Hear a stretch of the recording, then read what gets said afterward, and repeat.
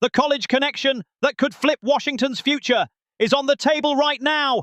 An elite injured receiver, a quarterback's coach who just bolted to Stanford, and a locker room message that defines this team's soul. 3 stories tangled up at the most critical moment of the season. One talks hope, another goodbye, and the last one, redemption. But there's one that could blow up in the coming weeks and shake the whole NFC East. Stick around, because what's coming will leave you speechless. The rumors won't stop growing. Brandon Aiyuk, the elite receiver from the San Francisco 49ers, who signed a $120 million 4-year deal before the 2024 season, could be on the Washington Commanders' radar. And it ain't random. This dude has history with Jaden Daniels. They were teammates at Arizona State, and that chemistry doesn't fade. Now, with Aiyuk recovering from a devastating right knee injury that tore his ACL and MCL, the question is Washington willing to bet on him? Jeremy Fowler from ESPN made it crystal clear. He said straight up that one team to watch for Aiyuk is Washington. Aiyuk is tight with Jaden Daniels, his former teammate at Arizona State. And general manager Adam Peters, a John Lynch disciple from his time in San Francisco, understands the Aiyuk experience perfectly. This ain't hallway speculation. This is intel from someone who knows how pieces move in this league. Now let's talk about what this means. The Commanders are 3-9 this season. They're banged up, they're struggling, and they need weapons for Daniels. Terry McLaurin just came back and showed he's still got magic in his hands. But it's not enough. A receiver like Aiyuk, when he's healthy, is a monster. In 2023, he had 1,342 yards with 7 touchdowns. He's the type who can flip a game with one play. And if you put him next to McLaurin, with Daniels slinging the rock, that's an attack that's scary. But here comes the risk. Aiyuk hasn't come back from that injury. Reports say he should be at least practicing by now, but there's no sign of that. And in San Francisco, there's been drama, contract drama, ego drama, all kinds of drama. Sound familiar, right? Because the Commanders already went through that with Deebo Samuel. And look how that turned out. Samuel came with controversy, but he became a key piece. So the question ain't if Aiyuk brings drama. The question is if Washington can handle it. Adam Peters knows what he's doing. This dude came from San Francisco. He knows Aiyuk better than anyone. He knows when he's motivated. He knows when he's frustrated. And he knows how to get the most out of him. If Peters believes he can bring him in and Aiyuk can return to his level, then this move makes sense. But it's not just Peters. Dan Quinn also has to be on board, and Quinn is a dude who values locker room culture above everything. If Aiyuk doesn't fit, it ain't happening. Now let's talk about the elephant in the room, the money. Aiyuk has a $120 million contract. That's a lot of bread for a dude who hasn't played in months. But here's the trick. If the 49ers want to get rid of him, Washington could get a deal. They could restructure the contract. They could negotiate performance-based incentives. They could make it work. And if Aiyuk returns to his 2023 level, that's a steal. But there's another angle. The connection with Daniels. These dudes know each other. They played together in college. They got chemistry off the field. And that matters. When a quarterback trusts his receiver, everything flows better. Routes are sharper. Timing is perfect. And defenders can't do nothing. Imagine Daniels launching to Aiyuk on a 9 route, with McLaurin drawing double coverage on the other side. That's a touchdown waiting to happen. And let's not forget the competitive factor. The Commanders are in the NFC East. They gotta face the Eagles twice, the Cowboys twice, and the Giants twice. That division is a war. And if they want to compete, they need weapons. Aiyuk is that weapon. He's the type of player who can win games by himself. And if Washington wants to get back to the playoffs, they need to make bold moves. But here's the reality. This season is cooked. 3-9 don't get you nowhere. But next season is another story. If the Commanders can bring in Aiyuk now, give him time to recover, integrate him into the system, and have him ready for 2026, that's a master move. It's thinking long-term. It's building a team that can compete for a championship. And that's what Adam Peters is doing. He ain't thinking about this year. He's thinking about the next 5 years. He's building around Jaden Daniels. And if that means bringing in his former college teammate, a receiver who can be elite when healthy, then that's the right move. It's risky, yeah. But in the NFL, if you don't risk, you don't win. What do you think about this? Should the Commanders go after Aiyuk? Leave your comment below. Now let's talk about something that'll break your heart. Tavita Pritchard, the Commanders' quarterbacks coach, just got hired as head coach at Stanford, his alma mater, the place where he played, where he grew up, where he became the man he is today. And Washington let him go with class. In the premiere episode of Hard Knocks, we saw something you don't see every day in the NFL. We saw a team say goodbye to one of their own with love and respect. Jeremy Reeves, the Commanders' safety, spoke on behalf of the team during a meeting. And what he said was powerful. He said, "We had something special happen to one of ours. We want to give a huge Commanders appreciation to the dude I've personally been with through a lot. We see him in every aspect of this building. Now he's on a new journey. Super excited for you, brother. I'm happy for you." And the room erupted in cheers. Some players didn't even know Pritchard had been hired. And when they found out, the emotion was real. Pritchard has been with the Commanders since 2023. That ain't a long time, but in the NFL, 2 years can feel like a lifetime. And in those 2 years, Pritchard left a mark. He worked with Sam Howell, he worked with Jacoby Brissett, and now he's working with Jaden Daniels. And Daniels has been brilliant this year.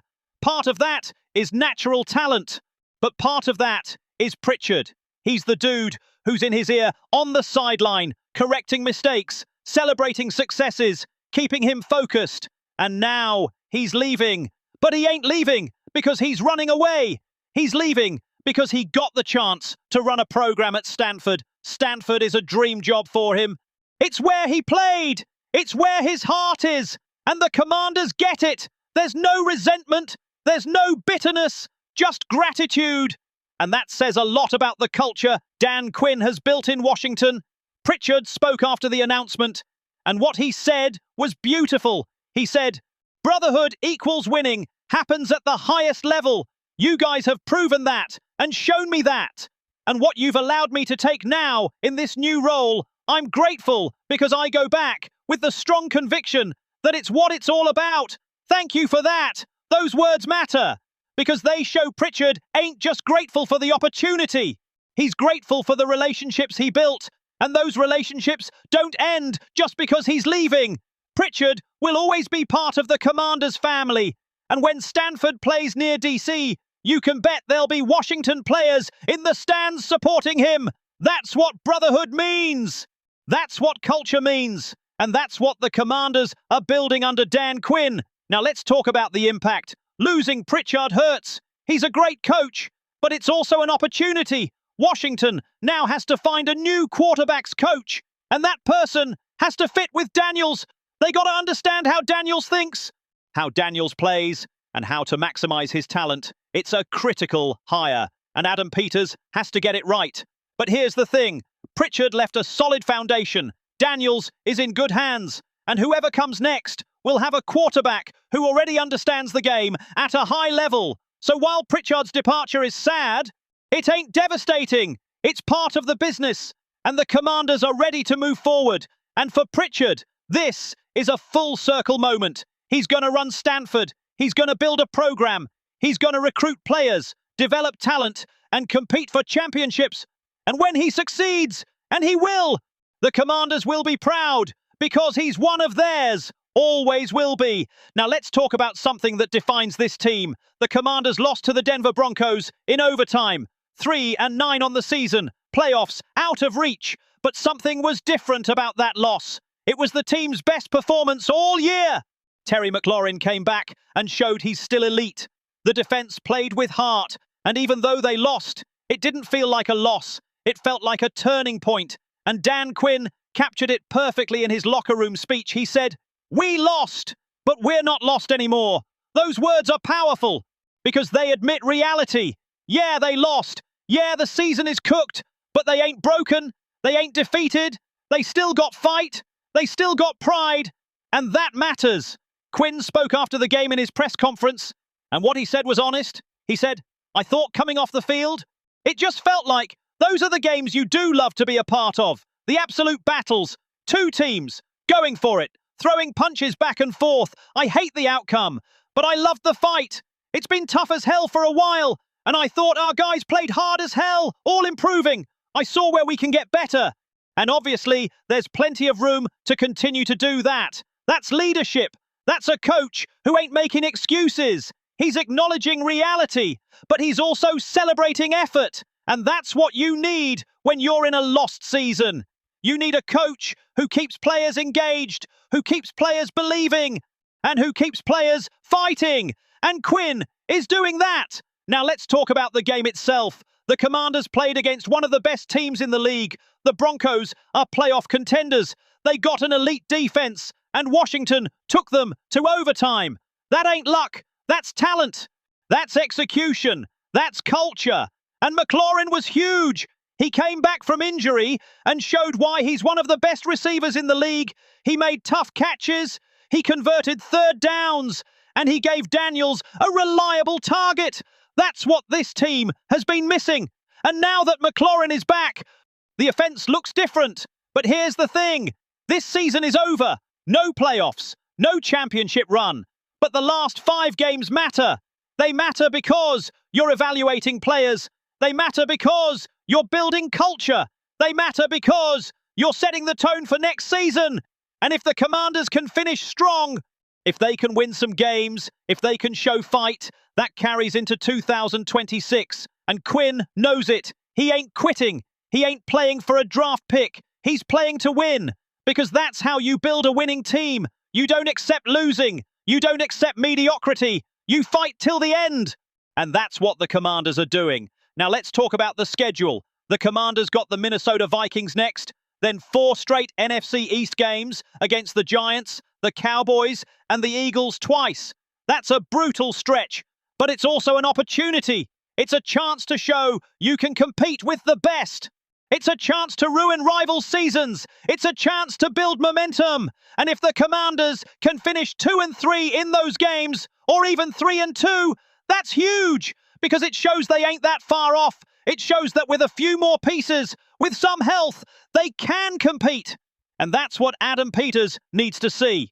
He needs to see this team has a foundation. He needs to see this team has fight. And against the Broncos, he saw it. So yeah, the season is lost, but the future ain't. And that's what Dan Quinn is trying to tell his team. We lost, but we're not lost. We still got a path. We still got purpose. And we still got fight.